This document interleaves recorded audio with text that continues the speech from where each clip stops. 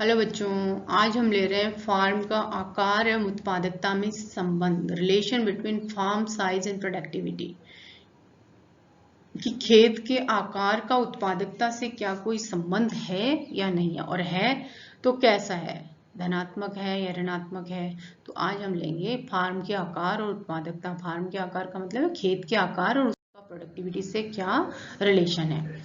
Farm के आकार और उत्पादकता में संबंध को पढ़ने से पहले हम दो तीन चीजों को पढ़ेंगे कि कृषि जोत की अवधारणा, क्योंकि ये जो संबंध है वो कृषि जोत का मतलब भी फार्म के आकार से है कि कृषि जोत के अवधारणा से संबंधित है।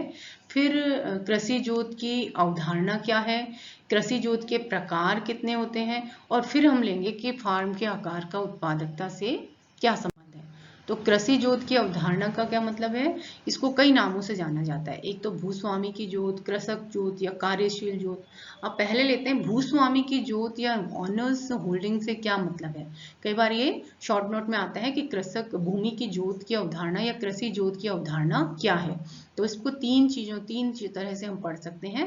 पहला है भूस्वामी की जोत या ऑनर्स होल्डिंग, जिसका मतलब क्या होता है, इसका अर्थ है भूमि के उस आकार से है जिस पर किसी व्यक्ति का स्वामित्व होता है। भूस्वामी मतलब जिस भूमि पर, उस भूमि के आकार से जिस पर किसी व्यक्ति का स्वामित्व होता है। यह स्वामित्व भूमिधर, काश्तकार या हिस्सेदार के रूप में हो सकता है। यह आवश्यक नहीं कि भूस्वामी अपनी समस्त भूमि पर स्वयं ही कृषि करे। वह भूमि के कुछ भाग पर स्वयं खेती करता है तो शेष भाग को किसी अन्य को लगान पर दे देता है। तो भूस्वामी की जोत का मतलब क्या हुआ, भूस्वामी जिस जोत का मालिक व्यक्ति होता है स्वयं, वो होती है भूस्वामी की जोत। वो बड़ी भी हो सकती है, छोटी भी हो सकती है। उस पर वो स्वयं पूरी भूमि पर खेती कर सकता है, या उसके पास बहुत ज्यादा भूमि है तो वो क्या कर सकता है, कुछ भूमि पर स्वयं खेती कर सकता है और कुछ को वो लगान पर दे सकता है। तो ये तो हुई भूस्वामी की जोत जिस पर व्यक्ति का स्वयं का अधिकार है। कृषक जोत का मतलब क्या हुआ, भूमि का वह भाग जो किसान द्वारा वास्तविक रूप से जोता जाता है उसे कृषक जोत कहा जाता है। जैसे हमने कहा कि भूस्वामी जो है वो जितनी भूमि का मालिक है वो भूस्वामी की जोत हुई। अब यदि उसमें से वो क्या कर सकता है, कुछ भूमि पर, हो सकता है सारी भूमि पर वो खेती करे, हो सकता है कि भूमि के कुछ हिस्से पर खुद खेती करे और कुछ को वो लगान पर दे दे। तो कृषक जोत का मतलब हुआ कि जिस भूमि पर, भूस्वामी की भूमि तो बहुत ज्यादा है, लेकिन उसके जिस हिस्से पर, यदि 10 बीघा जमीन है एक भूस्वामी के पास, लेकिन वो केवल खेती करता है 5 पर, स्वयं जो खेती करता है वो 5 बीघा पर करता है, तो कृषक जोत का आकार क्या हुआ, 5 हेक्टेयर या 5 बीघा के बराबर, जो भी हम जिस यूनिट में हम उसको मानेंगे। तो कृषक जोत का मतलब हुआ भूमि का वह भाग जो किसान द्वारा वास्तविक रूप से जोता जाता है, मतलब वास्तविक रूप से जिस पर किसान, जिसका मालिक है वो खेती करता है, वो होती है कृषक जोत या कल्टीवेटर्स होल्डिंग। इसी को हम कार्यशील जोत के नाम से भी जानते हैं या ऑपरेशनल होल्डिंग भी कहते हैं। तो कहने का मतलब हुआ भूस्वामी की जोत तो वो हो गई जिस पर, जिसका वो मालिक है व्यक्ति, जितनी भूमि का मालिक है वो उसकी भूस्वामी की जोत हो गई। उसके जितने हिस्से पर वो स्वयं खेती करता है वो कृषक जोत या कार्यशील जोत हो गई। तो ये तो हुआ कृषक जोत की अवधारणा या कंसेप्ट ऑफ एग्रीकल्चर होल्डिंग। तो यदि अपने आता है कि भूस्वामी की जोत क्या होती है, कृषक जोत क्या है, और इन दोनों में क्या अंतर है, तो कृषक जोत और भूस्वामी की जोत में क्या अंतर है कि भूस्वामी की जोत बड़ी हो सकती है, वो समस्त भूमि पर खेती कर सकता है और उसके कुछ भाग पर कर सकता है। तो जिस भाग पर, केवल कृषक जोत के अंतर्गत भूस्वामी की जोत का केवल वो हिस्सा आता है जिस पर कि वो स्वयं खेती करता है, जो लगान पर देता है उसको हम कृषक जोत में शामिल नहीं करते हैं। अब लेते हैं हम कृषक जोत के प्रकार कि कितने प्रकार की होती है। कृषि की उपयुक्त इकाई का संकेत देने के लिए, मतलब कौन सी इकाई है, इसके लिए अनेक शब्दों का प्रयोग करते हैं जिसको कृषि जोत के प्रकार से नाम जाना जाता है। जिसमें पहला है आर्थिक जोत। आर्थिक जोत या इकोनॉमिक होल्डिंग। आर्थिक जोत का अर्थ है, जोत मतलब उस खेत के आकार से है, लगाया जाता है जो कि किसान को न केवल न्यूनतम स्तर अथवा केवल उचित स्तर प्रदान करे बल्कि रहन सहन का उच्च स्तर प्रदान करे। मतलब आर्थिक जोत का मतलब है खेत का इतना आकार होना चाहिए कि वो उस किसान को, जिसकी वो जोत है, जिसका वो खेत है, उसको एक रहन सहन का उचित स्तर प्रदान करे। मतलब उस खेत से उस किसान को कम से कम इतनी आय होनी चाहिए कि वो एक अपना उचित रहन सहन का स्तर जो है वो मेंटेन कर सके, उच्च स्तर मतलब और ऊंचा उसको कर सके। पारिवारिक जोत, पारिवारिक जोत वह जोत है जो स्थानीय परिस्थितियों के अनुसार और कृषि की वर्तमान पद्धति के अंतर्गत एक औसत आकार वाले परिवार के लिए उस सहायता सहित काम करने हुए एक हल इकाई या एक कार्य इकाई के बराबर हो। पारिवारिक जोत का मतलब क्या है? इसका मतलब भी वही है कि एक औसत आकार वाले परिवार, जो भी औसत आकार का परिवार है 4 या 5 सदस्यों वाला, वो सारे उस पर काम करें और उसके आधार पर वो उस पर कार्य, पूरे लोग मतलब उस काम में उस पे कार्य कर सकें, रोजगार में लगे रहें। अनुकूलतम जोत, अनुकूलतम जोत से तात्पर्य उस जोत से है जिसमें भूस्वामी कृषि करता है और उसके द्वारा उत्पादन के साधनों का इस प्रकार से सर्वोत्तम ढंग से समन्वय किया जाता है कि उसमें उसको न्यूनतम लागत पर अधिकतम उत्पादन प्राप्त होता है। मतलब अनुकूलतम जोत का मतलब ये है कि उस खेती पर साधनों का बहुत अच्छे ढंग से उपयोग किया गया है। मतलब उद्देश्य क्या है अनुकूलतम जोत का? कि न्यूनतम लागत पर अधिकतम उत्पादन होना चाहिए। इसको आदर्श जोत भी कहते हैं कि इसमें जो भूस्वामी है वो उत्पादन के साधनों का इस प्रकार से प्रयोग करे जिससे न्यूनतम लागत पर अधिकतम उत्पादन संभव हो सके। तो इस तरह से ये हुई कृषि जोत की प्रकार। अब आती है आधारभूत या बेसिक होल्डिंग। इसका तात्पर्य उस क्षेत्र से है जिससे जीवन निर्वाह संबंधी आवश्यकताएं अवश्य पूरी की जा सकें। आधारभूत जोत आर्थिक जोत से छोटी होते हुए भी इसे परिश्रम से आर्थिक बनाया जा सकता है। पहले हमने लिया आर्थिक जोत।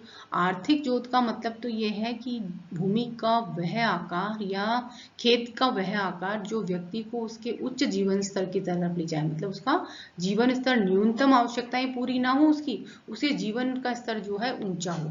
लेकिन आधारभूत जोत का मतलब है इस मतलब खेत का वो आकार जिसमें व्यक्ति अपनी जीवन निर्वाह संबंधी आवश्यकताओं को, न्यूनतम आवश्यकताओं को केवल पूरा कर सकता है। मतलब खेत इतना है उसके पास, उस खेत से या कृषि से केवल उसको इतनी आय होती है कि वो केवल अपनी न्यूनतम आवश्यकताओं को पूरा कर सकता है।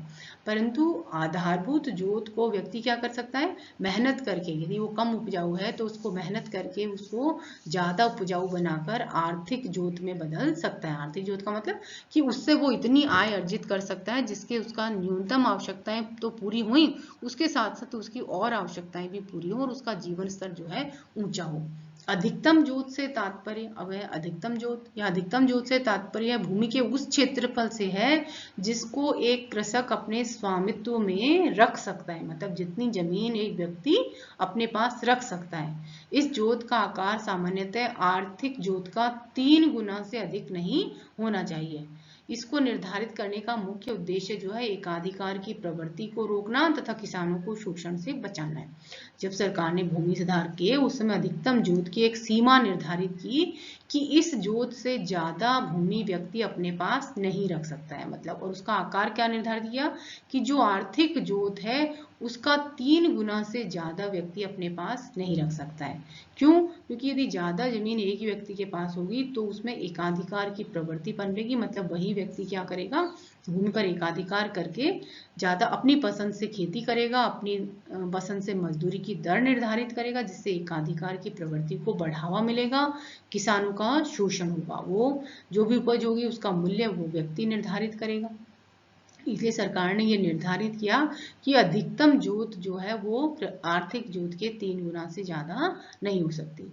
फिर है क्रियात्मक जोत। क्रियात्मक जोत वह भूमि जो होती है जो पूर्णतया अथवा आंशिक रूप से कृषि उत्पादन कार्य में प्रयुक्त होती है और एक व्यक्ति द्वारा अकेले या अन्य व्यक्तियों के साथ एक तकनीकी इकाई के रूप में प्रयोग की जाती है। क्रियात्मक जोत का मतलब क्या हुआ?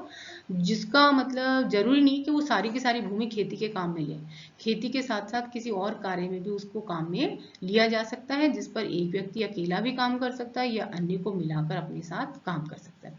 तो इस तरह से हमने ली 6 तरह की जोत। हमने ली आर्थिक जोत ली, उसके बाद हमने ली आधारभूत जोत है, अधिकतम जोत है, क्रियात्मक जोत है, और इस तरह से ये हमने ली कि इस तरह से अलग अलग प्रकार की जोत होती हैं जिनके आधार पर हम ये कह सकते हैं कि किस प्रकार की खेती हो रही है।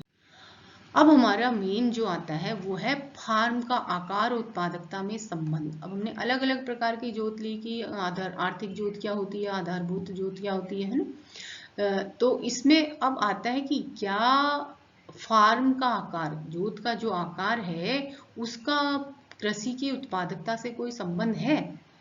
तो जोत का आकार जो है वो कृषि उत्पादन और कृषि पद्धति को महत्वपूर्ण ढंग से प्रभावित करता है। कैसे प्रभावित कर सकता है कि खेत जितना बड़ा होगा तो कहते हैं कि उस पर हम ज्यादा यंत्रों का प्रयोग कर सकते हैं, उसका मैकेनाइजेशन हो सकता है और उस पर हम ज्यादा तकनीक का प्रयोग कर सकते हैं। छोटे खेत पर इस तरह से कृषि का यंत्रीकरण करना संभव नहीं होता है, ये हम मानते हैं। तो अब ये कहते हैं कृषि उत्पादन के लिए श्रम एवं अन्य साधनों के साथ भूमि का एक उपयुक्त अनुपात होना चाहिए। परंतु कृषि की उत्पादकता को बढ़ाने के लिए मेन ये है कि जो अन्य साधन है, श्रम और जो पूंजी या अन्य साधन है, उनके साथ भूमि का एक उपयुक्त अनुपात ही होना चाहिए। यदि हम, जैसे हमने लिया कि पारिवारिक जोत में हम क्या करते हैं कि बहुत सारे परिवार के जितने भी सदस्य हैं वो सारे के सारे खेत पर काम करने लग जाते हैं, चाहे उनकी जरूरत है या नहीं है। तो इससे क्या होता है, अर्थव्यवस्था में छिपी हुई बेरोजगारी की कृषि में संभावना बढ़ जाती है। तो इसलिए कहते हैं कि श्रम के साथ भूमि का भी एक उपयुक्त अनुपात होना चाहिए। जितने श्रमिकों की उस भूमि पर आवश्यकता है उसी अनुपात में यदि हम लगाएंगे तो कृषि का विकास होगा, मतलब ज्यादा उत्पादन प्राप्त होगा। और यदि उस भूमि पर जितने श्रमिकों की आवश्यकता नहीं है उससे ज्यादा हमने श्रमिक लगा दिए तो ऐसी स्थिति में उत्पादन में कोई वृद्धि नहीं होगी। अब सामान्य धारणा क्या है कि फार्म के आकार और उत्पादकता में विलोम संबंध पाया जाता है, मतलब जैसे जैसे फार्म का आकार बढ़ेगा उसकी उत्पादकता कम हो जाएगी। अर्थात छोटे आकार के फार्मों की उत्पादकता अधिक होती है और जैसे जैसे आकार बढ़ता जाता है कृषि उत्पादकता घटती जाती है। ये है धारणा कि जैसे जैसे आकार बढ़ता जाएगा, खेत का साइज बढ़ता जाएगा, उसकी उत्पादकता कम होती जाएगी। क्यों? क्योंकि छोटा आकार का जो फार्म है उस पर किसान जो है पूरी मेहनत से समग्र कृषि करके, मतलब उसमें एक ही खेत है क्योंकि उसके पास, और वो अनेक फसलें उस पर उगाकर उस पर ज्यादा परिश्रम करके ज्यादा अच्छे से इंटेंसिव कल्टीवेशन जिसको कहें कि गहन कृषि करके वो उत्पादन को बढ़ाने की कोशिश करेगा, क्योंकि उसके पास ज्यादा जमीन है नहीं। उस छोटे से फार्म पर ही उसे अनेक प्रकार की फसलों का उत्पादन करता है और जिससे उसको काफी लाभ प्राप्त होता है। तो सामान्य धारणा हमारी ये है कि जैसे जैसे उत्पादन, मतलब और विभिन्न परीक्षणों के आधार पर अर्थशास्त्रियों ने यह सिद्ध किया है कि जोत के आकार और उत्पादकता में जो है विपरीत संबंध है। जैसे जैसे खेत का आकार बढ़ता जाता है उसकी लागत बढ़ती जाती है और उत्पादकता में कमी होती जाती है। अब कारण कि क्यों ऐसा होता है कि फार्म का आकार जैसे जैसे बढ़ता जाता है वैसे वैसे उत्पादकता कम क्यों होती है, क्योंकि हम वैसे तो कहते हैं कि बड़े पैमाने के लाभ बड़े फार्म पर ही प्राप्त होते हैं, बड़े पैमाने की मितव्यताएं जो होती है वो बड़े फार्म पर ही प्राप्त होंगी। इसके साथ कृषि का यंत्रीकरण हम बड़े फार्म पर कर सकते हैं। तो फिर भी इनमें विपरीत संबंध क्यों है? इसका विभिन्न अर्थशास्त्रियों ने अनेक कारण दिए हैं। जैसे अमर्त्य सेन के अनुसार छोटे फार्म में बड़ी मात्रा में पारिवारिक श्रम का प्रयोग किया जाता है जो कृषि का उस बिंदु तक विस्तार कर लेते हैं जहां श्रम की सीमांत उत्पादकता या तो शून्य हो जाती है अथवा शून्य की ओर बढ़ना प्रारंभ कर देती है। अमर्त्य सेन ने क्या कहा कि जो छोटे फार्म होते हैं, छोटी जोत है, जैसे हमने लिया पारिवारिक जोत, तो उसमें क्या होता है परिवार के सदस्य कार्य करते हैं। तो परिवार के सदस्य कार्य उस बिंदु तक करते रहते हैं जब तक उनकी सीमांत उत्पादकता शून्य नहीं हो जाती है या शून्य की तरफ नहीं चली जाती। जबकि बड़े फार्म क्या होते हैं, उसमें मजदूरी पर श्रमिक लगाए जाते हैं। तो मजदूरी पर जब श्रमिक लगाए जाते हैं तो वो क्या करते हैं, वो उस समय तक काम करते हैं जब तक उनकी सीमांत उत्पादकता जो है मजदूरी जो उनको दी जा रही है उसके बराबर नहीं हो जाती है। इसलिए अमर्त्य सेन कहते हैं कि छोटे फार्मों पर उत्पादकता जो है वो ज्यादा होती है और बड़े फार्मों पर धीरे धीरे वो कम होती जाती है। छोटे फार्म में उत्पादकता अधिकतम की जाती है जबकि बड़े फार्म के संदर्भ में जहां पर मजदूरी के श्रमिकों का प्रयोग किया जाता है प्रति इकाई श्रमिक के आधार पर उत्पादन अधिकतम किया जाता है।